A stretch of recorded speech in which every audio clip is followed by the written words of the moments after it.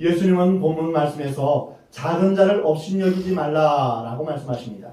삼가 이 작은 자 중에 하나도 업신여기지 말라. 너희에게 말하노니 그들의 천사들이 하늘에서 하늘에 계신 내 아버지 얼굴을 항상 배웠느니라. 예수님은 연약한 그리스도인들을 죄짓게 하는 일, 특히 믿음이 있는 척하는 사람들이 믿음 약한 사람들을 억압하는 것을 아주 경계하시고 싫어하셨습니다. 뿐만 아니라 예수님은 지금 연약한 성도들을 업신여기는 것도 큰 죄라고 말씀하고 계십니다. 업신여기지 않는 것은 죄짓게 하지 않는 것보다 더 어려운 일입니다. 왜냐하면 죄짓게 하는 것은 눈에 보이는 것이지만 업신여기는 것은 우리의 내면에서 일어나는 죄이기 때문입니다.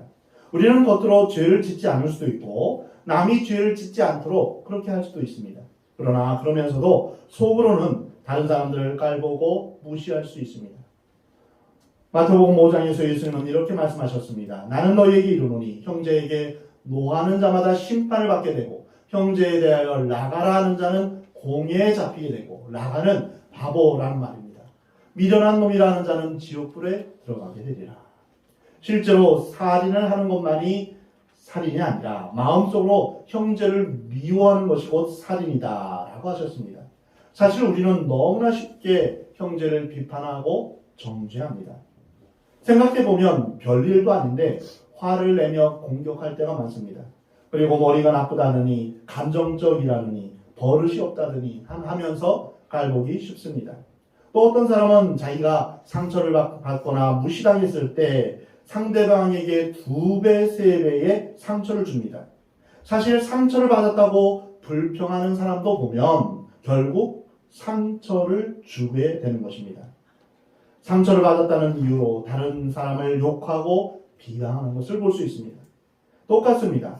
상처를 주면서 형제를 비방하는 것이나 상처를 받으면서 비방하는 것이나 결과는 마찬가지입니다. 문제는 형제를 업신여기는 데 있습니다. 예수님은 형제가 형제에 대하여, 그리스도인이 특별히 연약한 그리스도인들에 대하여서 어떤 이유에든지 비판하고 정죄하지 말라고 말씀하십니다. 비록 그가 잘못했을지라도 사랑과 인내와 용서로 대해야 한다는 것입니다. 참 어려운 말씀입니다. 용서한다는 것은 참 어려운 일입니다. 예수님은 비판을 받지 아니하거든 비판하지 말라라고 마태복음 7장 1절에 말씀하셨습니다. 또 사도 바울은 남을 판단하는 사람아, 누구를 막론하고 내가 핑계하지 못할 것은 남을 판단하는 것으로 내가 너를 정죄함이니 판단하는 내가 같은 일을 행함이니라. 다른 사람을 정죄하면서 자기도 똑같은 일을 하고 있다는 것입니다. 판단하고 비판할 때 자칫 잘못하면 자기가 하나님의 위치에 가게 됩니다. 자기는 완전하다고 착각하는 것입니다. 자기도 검댕이가 묻어있고 더러운데 다른 사람 더럽다고 흉볼 수는 없습니다. 내가 시커멓고 더러운데 너 이렇게 더럽냐? 이렇게 말할 수 없죠. 지금 성경은 너는 불완전한 인간이다. 내가 한쪽 방면에서는 잘났을지 모르지만 또 다른 면에 있어서는 정죄를 받을 만한 그런 장본인이 아니냐 말씀하십니다. 우리는 다른 사람을 비난하거나 비판할 자격이 없습니다. 똑같은 죄인입니다. 성경은 참된 그리스도인에 대해서 이렇게 말합니다. 서로 마음을 같이하며 높은 데 마음을 두지 말고 스스로 낮은 데 처하며 스스로 지혜 있는 채 하지 말라. 아무에게도 악을 악으로 갚지 말고 모든 사람 앞에서 선한 일을 도모하라. 할 수 있거든 너희로서는 모든 사람과 더불어 화목하라 말씀하십니다. 예수 잘 믿는 사람들을 보면 어떤 면에서는 약간 매력이 없어 보일 수 있습니다. 그리스도인들은 더 친한 사람도 덜 친한 사람도 없습니다. 모두 다 그리스도 안에서 형제 자매일 뿐입니다. 너무 갑자기 친하고 갑자기 좋아하는 것은 좀 위험합니다. 단점을 발견하면 금방 사이가 틀어지거나 안 좋아질 수 있는 것입니다. 진정한 관계는 다른 사람의 단점까지도 포용하는 것입니다. 덜 친할 것도 없고 더 친할 것도 없이 우리는 그리스도 안에서 다 하나님의 백성들입니다. 교회 안에서 서로 친하다고 특별한 사람에게만 형, 아우 할 것도 없고 언니, 동생이라고 할 것도 없습니다. 누구에게나 동일하게 교회 직분을 불러주는 것이 좋습니다. 모든 사람과 더불어 화목하기를 하나님은 원하십니다. 우리는 서로에게 비판하는 사람이 되기보다 격려하는 사람이 되기를 우리 주님은 원하십니다. 격려하는 사람이 되기를 여러분 기도하시기 바랍니다. 내가 다른 사람의 장점을 발견할 수 있기를 여러분 기도하시기 바랍니다. 다른 사람의 단점은 잘 보이는데 장점이 잘 발견되지 않거든 이것을 위해서 기도하십시오. 지적하는 사람보다 칭찬하는 사람이 되기를 하나님은 원하십니다. 자기 편을 만들고 편가르기를 하는 것이 아니라 화해하고 하나 되기를 힘쓰는 여러분 되시기 바랍니다. 하나님께서는 우리에게 사랑의 은사가 있기를 원하십니다. 그것이 하나님 앞에 유익이고 모든 사람에게 유익이 되는 것입니다. 이 땅에는 정의의 칼을 드는 사람이 너무나 많습니다. 흔히 말하기를 정의의 이름으로 너를 용서하지 않겠다. 이렇게 흔히 말합니다. 사랑과 용서가 기초되지 않는 정의의 칼은 사람을 죽이고 파괴합니다. 오히려 무서운 독이 되는 것입니다. 우리는 정죄하는 자가 아닌 평화를 심는 사람으로 존재해야 됩니다. 오늘 본문 10절에서 예수님은 연약한 자라 할지라도 하나님의 자녀가 업신여김을 받을 수는 없다. 하나님의 자녀는 천하보다도 더 귀하고 소중한 존재이다 라고 말씀하십니다. 이제 그 이유를 찾아보겠습니다. 첫 번째로 하나님의 자녀들은 천사들의 보호를 받는 존재이기 때문입니다. 오늘 본문 10절에서 3과 이 작은 자 중에 하나라도 업신여기지 말라. 너희에게 말하노니 그대의 천사들이 하늘에 계신 내 아버지의 얼굴을 항상 배옵느니라. 그들의 천사들이라는 말은 업신여기는 작은 자들을 말합니다. 그럼 작은 자를 지키는 천사가 있다는 말입니다. 사람마다 그를 보호하는 하나님의 천사들이 있습니다. 누가복음에서 예수님이 겟세마네 동산에서 땀이 피가 되도록 기도하실 때 천사가 예수님의 기도를 도왔다라는 말씀이 있습니다. 천사는 우리의 기도를 돕습니다. 우리가 예배드릴 때 우리의 예배를 돕고 우리가 찬양할 때 같이 찬양합니다. 히브리서 1장 14절에서 천사는 하나님의 부리는 영으로 구원받은 백성을 보호하기 위해 보냄을 받은 존재라고 말씀하고 있습니다. 천사는 분명히 있습니다. 천사는 우리에게 기쁜 소식을 전해주기도 하고 사탄의 세력에서 우리를 보호하며 위기에서 건져주기도 합니다. 이제 이번 주 화요일부터 영적 전쟁이라는 주제로 성경 공부가 시작됩니다. 영의 세계를 우리가 잘 알 때 우리는 영적 전쟁을 대비하고 또한 승리할 수 있습니다. 사도행전 12장에서 베드로가 깊은 감옥에 갇혔을 때 천사가 베드로를 깨워서 감옥에서 나오게 하는 장면이 있습니다. 예수님이 부활하셨을 때도 제자들에게 천사가 나타났으며 또한 승천하셨을 때도 천사가 나타나서 갈릴리 사람들아 어찌하여 서서 하늘을 쳐다보느냐 너희 가운데서 하늘로 올려주신 이 예수는 하늘로 가심을 본 그대로 오시리라 이렇게 전했습니다. 하나님께는 믿는 성도 한 사람 한 사람 그 한 사람 한 사람에게 천사를 보내셔서 지켜주시고 격려하시며 보호하십니다. 오늘 본문 10절에서 우리를 도와주는 천사가 하나님의 얼굴 앞에 항상 있다라고 하셨습니다. 이 말은 우리가 어려움에 처해 있을 때 하나님께서 즉시 보호하시는 천사를 보내주신다는 그런 약속을 의미합니다. 우리의 천사는 항상 하나님의 얼굴 앞에 서 있습니다. 그만큼 우리는 존귀한 존재입니다. 하나님의 자녀가 귀한, 존귀한 두 번째 이유는 바로 하나님의 자녀는 예수님의 특별한 사랑을 받는 존재이기 때문입니다. 오늘 보면 12절 말씀입니다. 너희 생각에는 어떠하냐? 만약 어떤 사람이 양 100마리가 있는데 그 중에 하나가 길을 잃었으면 그 99마리를 산에 두고 가서 길 잃은 양을 찾지 않겠느냐? 진실로 너희에게 이르노니 만일 찾으면 길을 잃지 아니한 99마리보다 이것을 더 기뻐하리라.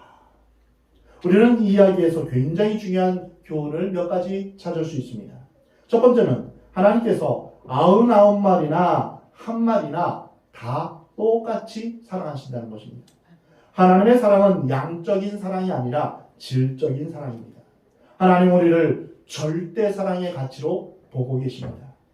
주님은 깊은 산 속에서 눈물을 흘리며 헤매는 잃어버린 양에게 생명을 거셨습니다. 자기 생명을 바쳐서 잃은 양 한 마리를 찾으셨습니다. 경제적으로 생각하면 한 마리 양을 구하는 데 드는 고생과 수고가 훨씬 더 많습니다. 그 밤에 그런 고생을 하느니 차라리 죽게 버려두는 것이 더 이익일 수 있습니다. 그렇게 하는 것이 세상적인 가치관입니다. 세상의 기준은 사람을 그렇게 취급합니다. 그러나 하나님의 사랑은 안전한 곳에 있는 99마리 양에게 있는 것이 아니라 산에서 길을 잃은 상처투성이의 한 마리 양에게 관심을 가지고 있다는 것입니다. 우리가 사랑받을 만한 가치가 있거나 유용하고 이익이 될 만한 그런 존재여서가 아니라 하나님이 우리를 무조건적으로 사랑하신다는 것입니다. 하나님은 조건 없이 우리를 사랑하시고 구원하셨습니다. 우리에게 사랑받을 만한 조건이 없지만 또 그만한 가치가 없지만 하나님은 나를 사랑하시는 것입니다. 하나님에게는 99마리의 가치나 잃어버린 한 마리의 가치나 똑같습니다. 하나님에게는 부자나 가난한 자나 동일합니다. 배운 자나 못 배운 자나 동일합니다. 하나님에게 있어서는 온 천하보다 귀한 것이 바로 한 생명입니다. 그런데 우리는 사람을 구별해서 사귀입니다. 나와 코드가 맞는 사람을 선호합니다. 그리고 높은 사람, 부자, 영향력 있는 사람은 더 귀하게 여기고 낮은 사람, 가난한 사람, 영향력이 없는 사람은 덜 귀하게 여깁니다. 교회의 본질은 차별이 없는 하나님의 사랑을 실천하는 데 있습니다. 우리는 누구나 차별 없이 똑같이 사랑하는 것입니다. 또한 교회에서는 길 잃은 양 한 마리를 사랑하시는 하나님의 사랑이 드러나야 하는 것입니다. 이 비유에서 두 번째로 발견하는 것은 하나님께서 우리의 잘못을 조건 없이 용서하신다는 사실입니다. 양이 길을 잃어버린 것은 목자의 실수일까요? 양의 실수일까요? 양의 실수입니다.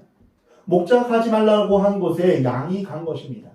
또한 시력이 안 좋은 양이 길을 잘못 들어서 간 것입니다. 교회에서는 이렇게 당황하는 양이 종종 있습니다. 자신이 하고 싶은 대로 신앙생활을 하는 그런 사람들이 있습니다. 한참 안 나오다가 잊을만 하면 한 번씩 교회 나오고 예배에 참석하면서도 또 나쁜 습관을 끊지 못하는 그런 양도 있습니다. 이렇게 길을 잃고 방황하면서 어려움을 겪습니다. 우리가 고생하고 어려움을 겪는 것은 하나님의 실수가 아니라 우리의 실수와 우리의 죄 때문입니다. 우리가 잘못해서, 우리가 교만해서, 믿음이 없어서 이리 부딪히고 저리 부딪히면서 온몸이 상처투성이가 되는 것입니다. 이사야 53장을 보면 우리는 다 양 같아서 그릇 행하여 각기 제 길로 갔다라고 표현되고 있습니다. 우리는 우리가 가야 될 길을 알지 못하고 하나님의 음성을 듣지 아니하며 또한 순종하지 못하고 길을 잃고 이리저리 헤맬 때가 얼마나 많은지 모릅니다. 하나님께서 실수해서 우리가 잘못되는 것이 아닙니다. 근데 오늘 본 말씀에서 보면 목자가 양의 실수에 대해서 야단치거나 정죄하지 않는다는 것입니다. 하나님의 관심은 우리의 실수보다 우리의 허물보다도 우리를 불쌍히 여기는 데 있는 것입니다. 하나님 우리를 긍휼히 여기십니다. 그 하나님의 긍휼하심이 없으면 우리는 하루도 살 수 없습니다. 그래서 어떠한 희생의 대가를 치르더라도 포기하지 않고 하나님 우리를 구원하시기 원하시는 것입니다. 하나님은 실수하지 않으셨습니다. 우리가 실수했습니다.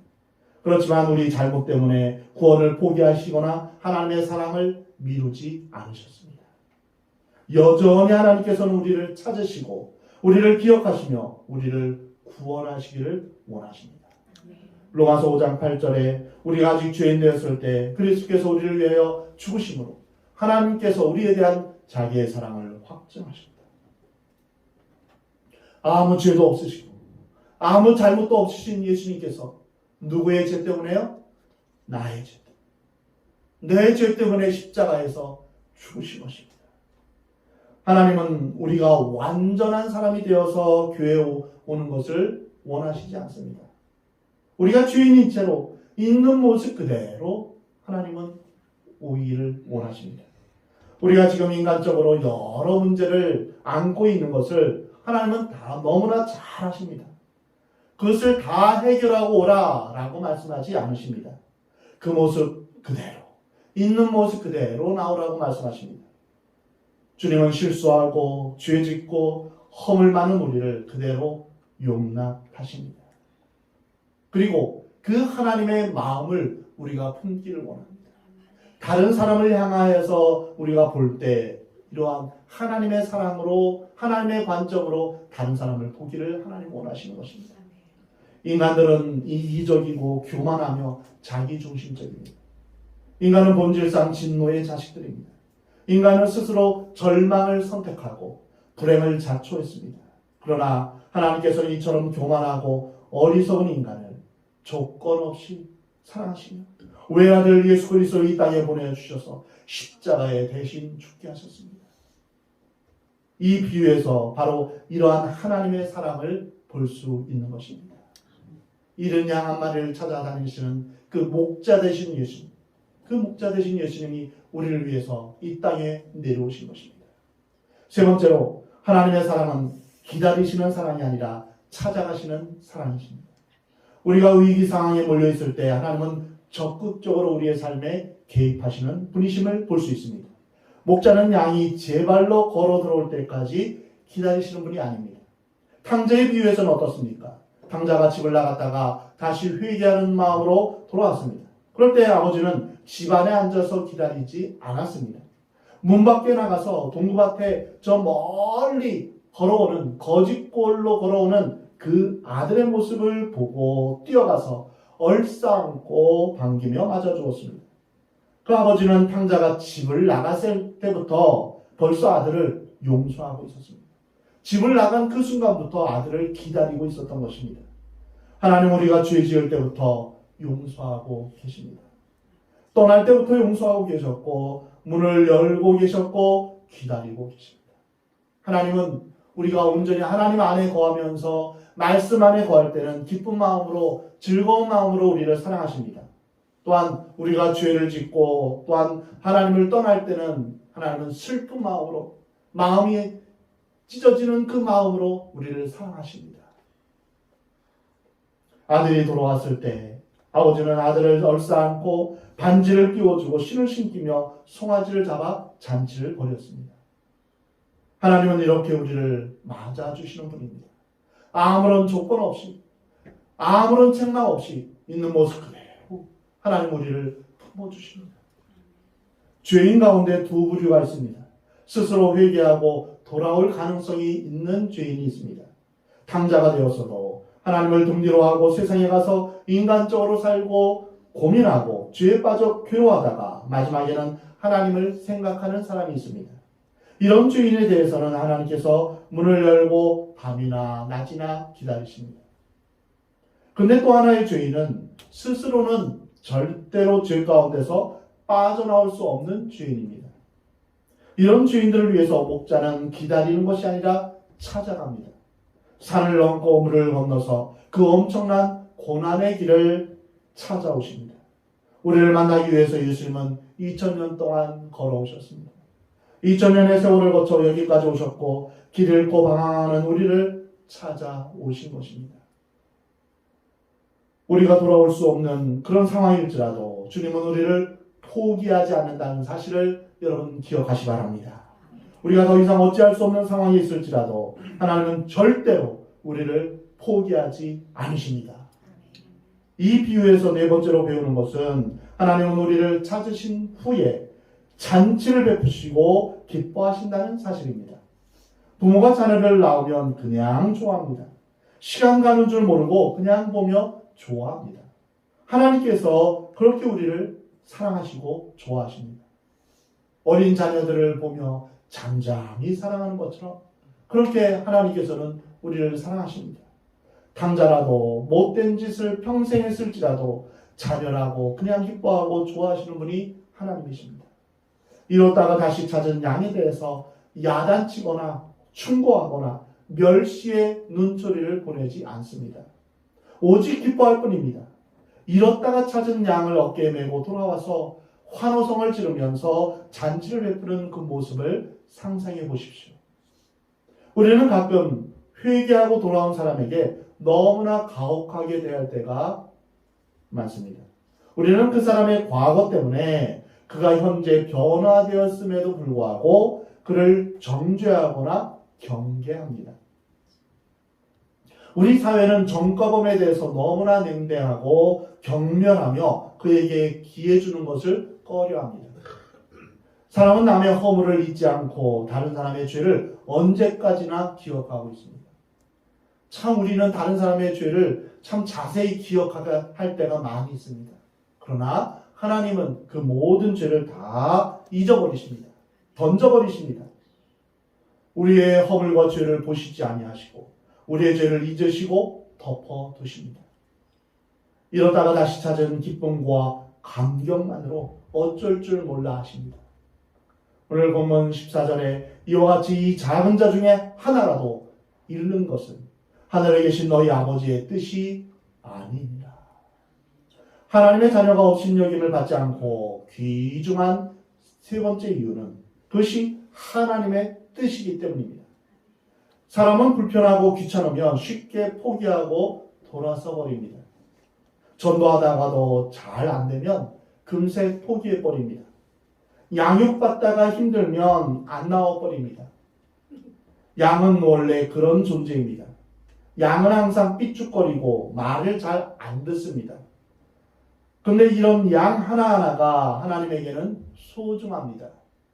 작은 자 중에 하나라도 잃어버리는 것이 있다면 그것은 하나님의 뜻이 아닙니다. 하나님의 관심은 버려진 한 사람의 영혼에 있습니다. 여기에 우리의 고민과 갈등이 있습니다. 한 사람쯤 포기하고 싶은데 하나님의 뜻은 그것이 아닙니다. 그렇게 믿고 힘들고 어려운 사람을 몇십 년 붙들고 앉아 있어야 합니다. 그 사람 때문에 갈 길도 못 가고 그 사람 때문에 할 일을 못해도 하나님의 관심이 그에게 있기 때문에 그와 함께 있어야 합니다. 그 한 사람을 하나님은 기억하고 계시는 것입니다. 이것이 오늘 본문 말씀에서 말하고 있는 하나님의 뜻입니다.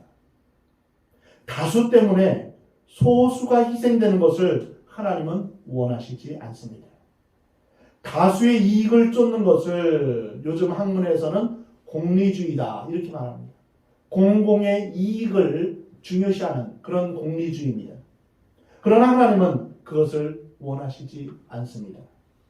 만약에 하나님께서 나와 같이 형편없는 존재를 잊어버리고 포기하셨다면 나는 어떻게 될까요? 생각해 보십시오. 하나님께서 내 모습 그대로 나의 구원의 가능성을 평가하셨다면 하나님께서 나를 포기하셔도 몇 번 포기하셨을 것입니다. 나를 버려도 몇 번을 버려야 되셨을 것입니다. 나는 하나님 앞에서 구원받을 일말의 조건이나 어떤 자격이 없는데 하나님이 나를 있는 모습 그대로를 보신다면 나는 하나님 앞에 설 수 없는 것입니다. 하나님께서 나를 버리시지 않으시고 지금까지 참고 기다리신 이유는 바로 이 작은 자 하나도 버리지 않는 사랑 때문입니다. 고린도전서 13장에 보면 사랑자이 나오죠. 여기에서 사랑은 해서 사랑의 특징이 나오는데 그 중에 첫 번째가 무엇입니까? 사랑은 오래 참고. 하나님은 우리에 대해서 오래 참고 계십니다. 우리도 이러한 오래 참는 사랑으로 다른 사람을 사랑해야 할 것입니다. 하나님은 결코 우리를 포기하지 않으십니다. 이런 하나님의 마음이 바로 우리가 선교사를 보내는 이유입니다. 저는 분명히 믿습니다. 저 북녘 땅에도 하나님의 어린 양들이 있다는 사실을 믿습니다. 얼마 전에도 그 뉴스에서 평양 시내에서 성경을 갖고 있다는 그 한 가지 이유 때문에 사형을 당했다. 이런 소식이 이제 들려지는 것을 저는 보게 됩니다. 믿음 하나 때문에 목숨을 잃게 되는 그러한 어린 양이 있습니다. 우크라이나의 전쟁터에서도 고통 중에 있는 이스라엘이나 팔레스타인 안에서도 하나님의 구원을 바라는 어린 양이 있다는 사실입니다. 공산권이나 이슬람의 핍박 중에서도 믿음을 저버리지 않는 하나님의 자녀들이 있습니다. 하나님께서 자기 생명을 다 주고도 구원하시고자 하시는 귀한 생명이 고통의 땅에도 있다는 것입니다. 사랑하는 성도 여러분, 우리 그리스도인들의 관심은 단순히 민족 통일이나 세계 평화가 아닙니다. 물론 우리 민족이 통일되고 세계가 평화를 유지하는 것이 중요합니다. 그러나 그것보다 더 중요한 것은 하나님의 어린 양이 그 땅에 있다는 것입니다. 하나님의 어린 양은 핍박받는 땅에도 있다는 것입니다. 그래서 우리는 하나님을 사랑한다면 하나님의 관심이 있는 곳에 우리의 관심도 같이 있어야 될 줄 믿습니다. 아멘. 예수님께서 목자의 비유를 들어서 말씀하신 것처럼 우리는 엄청난 재정적인 대가와 인력과 시간을 소모하더라도 한 영혼을 건져내야 합니다. 그것이 하나님께서 기뻐하시는 일이기 때문입니다. 이것이 선교의 본질입니다. 우리 교회가 존재하는 이유가 무엇입니까? 우리 교회는 유람선이 아닙니다. 우리는 여기에서 편안히 놀고 먹고 쉬면서 우리끼리 교제하는, 물론 그것도 필요하지만 우리 교회의 교회의 사명은 바로 구조선입니다. 잃어버린 물에 빠져있는 그 사람들을 한 사람 한 사람 살려내는 것이 우리의 사명입니다. 아멘. 이것이 바로 하나님이 기뻐하시는 것이며 이것이 바로 선교의 본질입니다. 제도나 형식이나 모든 관계의 울타리를 떠나서 우리가 하나님의 마음과 뜻을 알 수 있다면 우리는 진정으로 하나님의 사람이 될 것입니다. 그래서 우리는 주님, 내 안에 하나님의 사랑, 하나님의 긍휼이 내 안에 충만히 임하기를 원합니다. 이것을 위해 기도해야 될 것입니다. 사랑하는 성도 여러분, 하나님께서 우리를 포기하시지 않는 것처럼 우리 주위에 잃어버린 한 마리 양이 있을 때 하나님의 마음으로, 하나님의 사랑으로 그를 위해 기도하시기 바랍니다. 그리고 포기하지 않고 끝까지 사랑하시는 하나님의 사랑으로 주의 복음을 전하며 주의 사랑을 전하며 섬기는 여러분 되시기 바랍니다. 그리고 우리가 주님 앞에서 하는 봉사도 바로 이러한 하나님의 마음, 하나님의 사랑으로 봉사하는 것입니다. 안내를 해도 정성스럽게 한 영혼 한 영혼 하나님이 기뻐하시는 귀한 하나님의 자녀가 온다 생각하면 얼마나 우리가 각진히 대접하고 환영하는 마음으로 그렇게 맞이하겠습니까? 그리고 우리가 서로가 서로를 볼 때도 환한 미소와 웃음으로 서로가 서로에게 반갑게 인사하는 것입니다. 반갑습니다. 잘 지내셨어요? 우리가 서로, 내가 잘 모르는 사람이 있어도 웃는 모습으로 서로 이렇게 인사하는 것입니다. 한번 인사해 볼까요? 반갑습니다. 반갑습니다. 잘 지내셨어요? 잘 지내셨어요? 네, 서로 이렇게 우리가 서로 반갑게 인사하는 것입니다. 그리고 우리가 식사 봉사를 하는 것도 하나님을 사랑하는, 하나님이 사랑하시는 그 영혼을 위해서 일주일에 한 번 따뜻한 밥 한 끼 정성스럽게 준비해서 나누어 먹는 것으로 인해서 오신 분들이 하나님의 따뜻한 사랑을 느낄 수만 있다면 얼마나 귀한 일입니까? 얼마나 소중한 일입니까? 그로 인해서 하나님의 사랑을 알게 되면 얼마나 소중한 일입니까? 또한 교회학교의 작은 어린아이 한 명을 위해서 교회학교 교사로 봉사하는 것, 이것은 결코 작은 일이 아닙니다. 어린 영혼 한 명을 위해 놓고 기도하며 그가 주님 앞에 돌아오고 그가 믿음 안에서 성장하도록 도와주는 것, 이거 얼마나 소중한 일입니까?